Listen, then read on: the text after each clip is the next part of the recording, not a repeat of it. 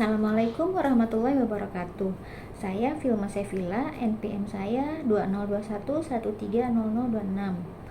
Pada kesempatan kali ini saya akan menjelaskan dengan singkat mengenai materi yang saya ambil, yaitu analisis kasus Garuda Indonesia tawarkan pensiun dini bagi karyawannya. Yang pertama akan saya bahas mengenai latar belakang, yang kedua analisis, lalu yang ketiga pembahasan, yang keempat rekomendasi, dan yang terakhir kesimpulan. Maskapai Garuda Indonesia menghadapi tantangan besar akibat COVID-19. Penurunan drastis jumlah penumpang dan pembatasan perjalanan internasional telah mengakibatkan kerugian yang signifikan bagi perusahaan. Dalam upaya untuk bertahan dan merestrukturisasi operasinya, Garuda Indonesia meluncurkan program pensiun dini sebagai salah satu strategi efisiensi.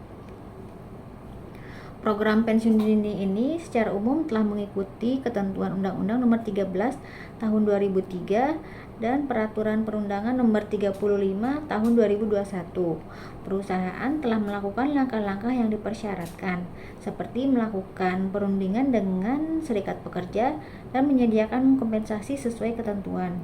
Namun, terdapat beberapa area yang abu-abu, terutama dalam hal kriteria pemilihan karyawan yang ditawari program ini.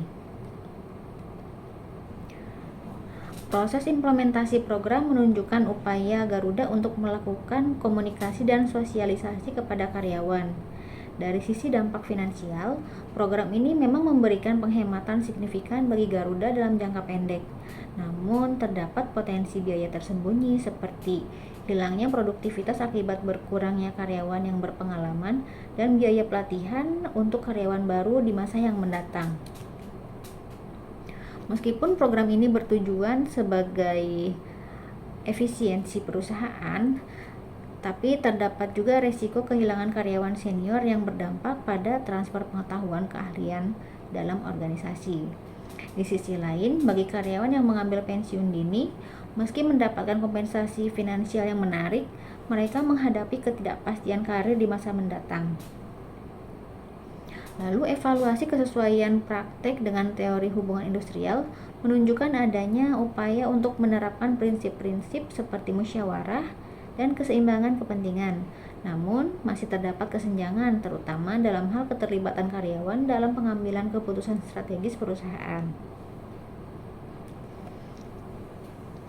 Dari analisa tadi, ada beberapa hal yang direkomendasikan. Yang pertama, perlunya peningkatan transparansi dalam proses seleksi dan implementasi program.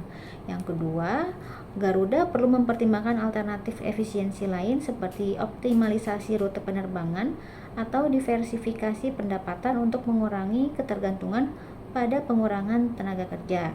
Dan yang ketiga, pengembangan program pendampingan yang lebih komprehensif bagi karyawan yang mengambil pensiun dini, termasuk pelatihan kewirausahaan dan bantuan penempatan kerja. Jadi kesimpulan dari pembahasan tadi itu yaitu program pensiun dini Garuda Indonesia merupakan langkah strategis dalam upaya restrukturisasi perusahaan menghadapi dampak pandemi COVID-19. Implementasi program menunjukkan adanya upaya untuk menerapkan prinsip-prinsip hubungan industrial yang baik, seperti musyawarah dengan serikat pekerja.